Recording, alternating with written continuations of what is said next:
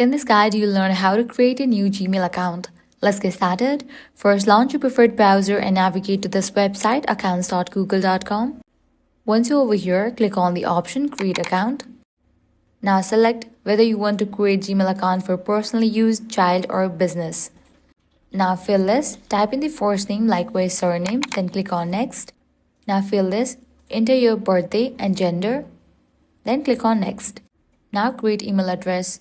From these options, you can select any of the email address, or also you can create your own. If you want to do so, click on Create Your Own Gmail Address and type in that. Then click on Next. Now you'll need to create strong password.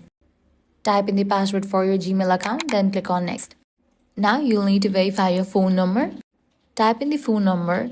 Then you'll be receiving SMS verification code in your phone number. You'll need to type in that. Once you complete this process, your Gmail account will be created.